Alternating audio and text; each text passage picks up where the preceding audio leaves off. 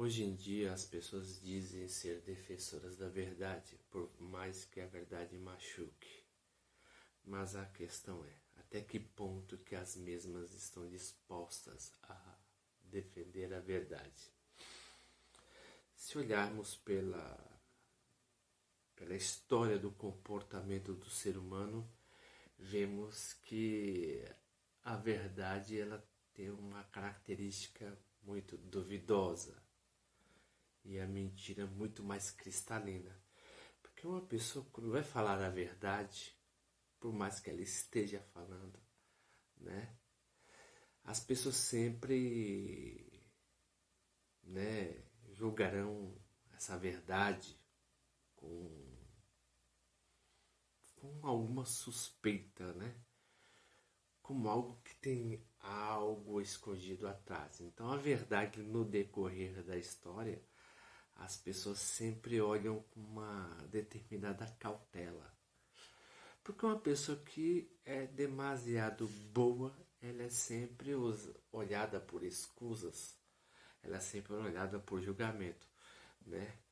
E uma pessoa que pratica o mal, uma pessoa que é falsa, vamos dizer assim, vemos que ela é mais evidente, a mentira ela é mais evidente do que a verdade. Um fato interessante é que se você for ajudar, né, uma pessoa que está passando por necessidade, um mendigo, se você vai dar dinheiro, né, você é julgado com um certo caráter, porque você está tentando expurgar algum mal que você fez a alguma pessoa, então você tenta expurgar esse mal por esse pretenso ato de bondade. Mas se você chegar e roubar esse dinheiro do mendigo, aí sim será justificado como ser humano. Ele é um filho da puta, né? Por fazer isso, né? E ainda se julga de determinada maneira. O ser humano é ele assim mesmo. Então vemos que o mal ele é visto com uma determinada evidência. E o bem ele é sempre, né, visto com uma determinada dúvida. Então as pessoas elas têm o costume de julgar o mundo pela projeção que elas criam do mundo, né? Quando uma pessoa fala que busca a verdade, que tipo de verdade seria essa? É a verdade que ela quer acreditar, né?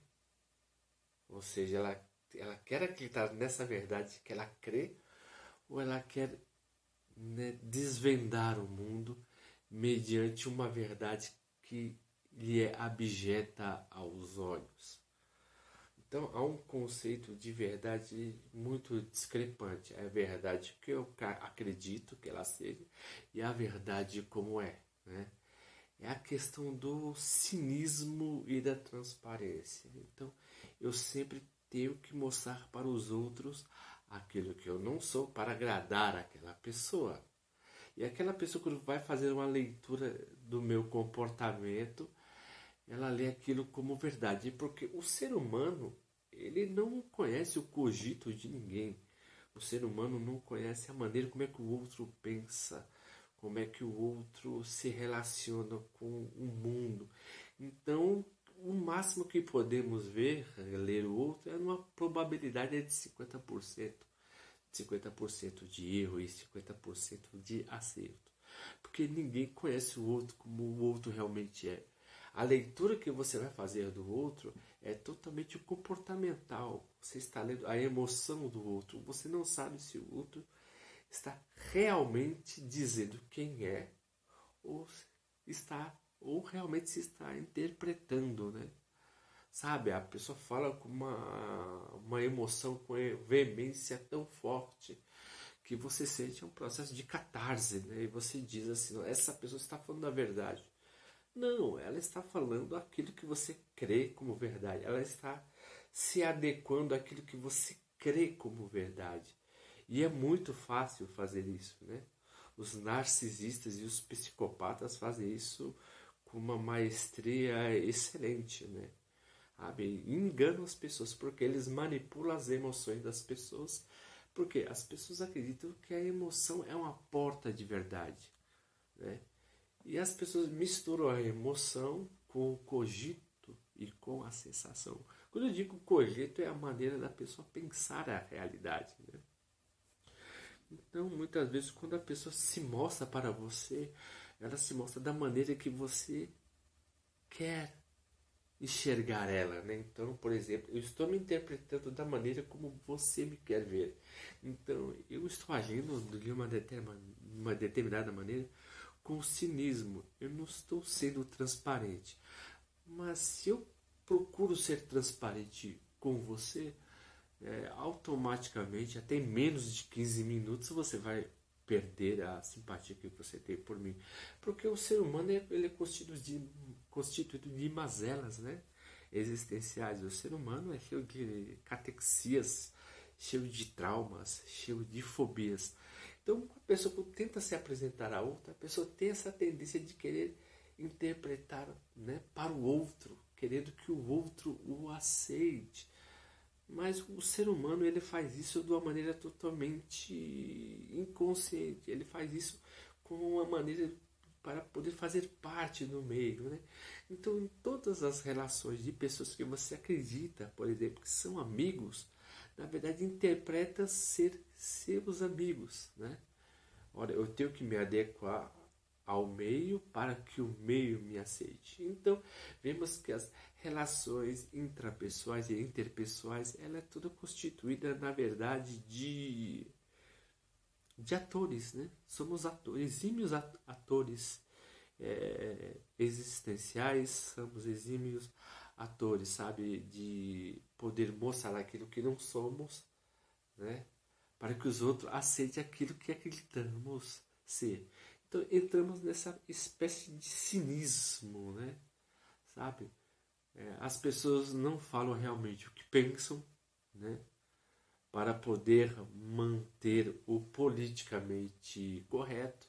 Porque se uma pessoa, na verdade mesmo, ela for ser verdadeira, vamos dizer assim, ela terá poucos amigos, né? Mas teríamos que ver o que significa ser esse verdadeiro amigo. Não é você falar assim como você pensa da pessoa, mas sim como ela se apresenta a você, sabe? É você tirar aquela máscara que você tem acerca da pessoa.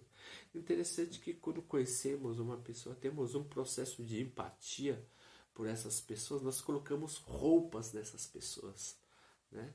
Você coloca um ideal no outro, do qual que o outro não pediu, né? Você coloca essa roupa e você vai começar a falar tudo aquilo que ele não é, mas você apenas está falando daquilo que você vê da pessoa. Você não está falando realmente o que ela é. Porque você não conhece o cogito dela, você não conhece a maneira de abstrair dela. Então você vai colocar uma roupa que essa pessoa é linda, maravilhosa, interessante, né? Nossa, é tudo de bom. Mas só que você está amando um ideal que você coloca sobre essa pessoa.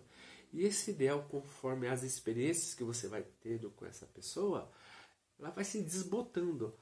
Ao contrário de você amar mais a pessoa, porque quando mais você conhece a pessoa, mais você conhece os seus traumas, o trauma dessa pessoa que você está se relacionando. Ao contrário de você amar mais, você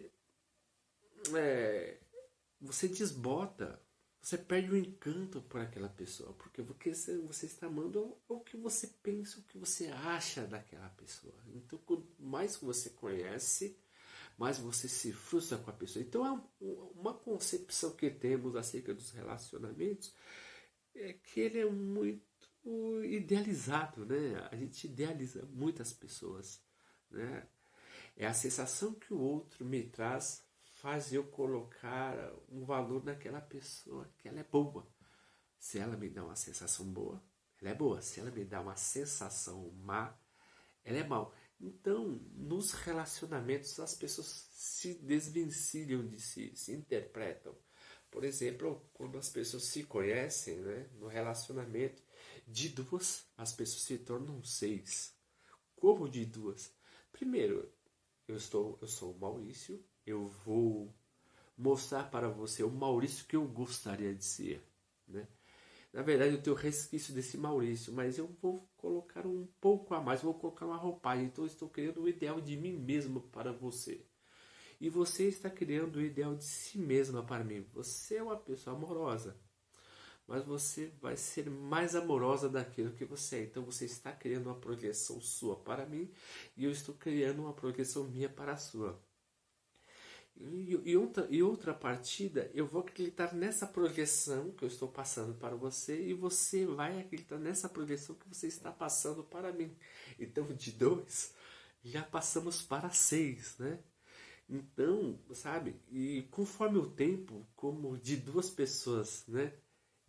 Passamos para 6, eu sou a pessoa que eu projeto e eu acredito nessa projeção e você também. Com o tempo, né, esses personagens vão se desbotando e com o tempo vai aparecer o verdadeiro Maurício ou a verdadeira Marcela com que eu estou relacionando, ou a verdadeira Joana ou a verdadeira Fabiana. Então, quando você conhece a pessoa, quando vai se disputando, né, essas camadas que criamos sobre o outro, aparece o outro verdadeiro. E em vez de você amar mais, você se frustra. Por quê? Porque você ama não a pessoa, mas você ama o sentimento que você tem por essa pessoa. Essa pessoa se torna apaixonante porque você está apaixonada pelo sentimento que você tem por ela. Então, há uma espécie de idealização entre os relacionamentos que, na verdade, o fantástico do relacionamento é você. Você fala que é o outro, mas é você, porque é você que está colocando essa roupagem no outro. E o outro vai falar que você é fantástico, mas na verdade é ele que está colocando a roupagem dele sobre você. Então, quando a pessoa, por exemplo, conforme até mesmo Jacques Lacan, né, fala, quando uma pessoa, por exemplo, conhece a outra, parece que você vai colocando alguma roupa, como se um fosse a roupa do outro, sabe? É uma coisa muito interessante. Então as pessoas procuram pessoas que tentam se encaixar aos próprios ideais e gostos e não conseguem. Ai, ele é muito amoroso, mas ele é muito relaxado. Ai, ela é muito romântica, mas ele é muito grudenta. Sabe? Então as pessoas sentam, sabe? As pessoas se provam uma a outra procurando alguém que encaixe seus próprios padrões. E na verdade nunca se encaixa. O que vai encaixar mesmo são as sensações que entram em alguma simbiose em algum momento, sabe? Que é uma probabilidade mínima de acontecer. Não estou falando que não acontece, mas mínima, onde os ideais se casam. Onde os ideais em que um entra, que tem do outro, se casam, se interconectam. Mas depois de um certo tempo, né? As pessoas vão se relacionar e essas imagens e essas projeções que criamos, elas vão se desbotando pouco a pouco. Aí com o tempo a pessoa vai mostrar que ela é um pouco indiferente, a outra vai mostrar que é um pouco fria, uma vai mostrar que é um pouco chata, a outra vai mostrar que é um pouco exigente. O porquê? Porque no processo do relacionamento a gente sempre quer mostrar para o outro aquilo que a gente gostaria de ser. E não é, mas fazemos isso de uma forma totalmente inconsciente. Né? Por quê? Porque nós temos uma tendência muito romantizada sobre o amor, sobre os afetos, em que o verdadeiro amor tem que ser permeado de emoção. Né? Se não tiver uma emoção, não há amor. Se não há aquela coisa apaixonante, se não há aquela energia, aquela libido, não é amor. Então, o amor para o ocidental, ele é muito diferente para o oriental. Para nós ocidentais, principalmente para nós, né, da América Latina, o amor ele tem que ser inflamado, né? Tem que ter aquela energia gostosa que, sabe, vamos dizer assim, né? Imunda a ambos. Tem uma frase de Joseph Campbell que ele diz que o ser humano não procura a felicidade, né? Na verdade, o ser humano procura viver a vida, né? Com todas as suas emoções. O que é isso? Muitas vezes nós, parafraseando essa frase de Joseph Campbell, né? Que as pessoas não procuram ser felizes, mas na verdade as pessoas procuram se sentir vivas é o quê? Né? Nós misturamos o amor com essa sensação de se sentir vivo. Né? Então, criamos essa miscigenação de sentimentos, né? Entre que o amor, ele é aquele tesão, é aquele... Não vou negar que isso acontece, mas nós romantizamos, né? E misturamos, por exemplo, o amor com o sexo com o carinho, né? Então, criamos o amor como se fosse uma espécie de pacote, né? Em que um procura esse pacote no outro, mas quando um vai procurar esse pacote no outro, sempre tem algo que falta.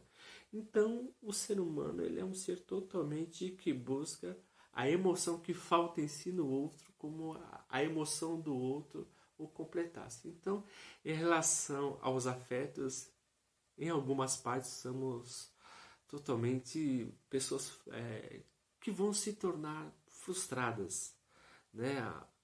Aliás, de tudo, né? Permanente de tudo. Porque a vida, assim, ela tem seus desejos, né? Tem as suas luxúrias e tudo, né? Não dá para negar que isso faz parte da natureza, mas nós temos essa assanha, esse ideal de misturar em que amor, desejo e emoção é a mesma coisa. O que na verdade não é. O que nós fazemos apenas misturamos tudo em um pacote, né? E buscamos no outro esse pacote que não está em nós mesmos.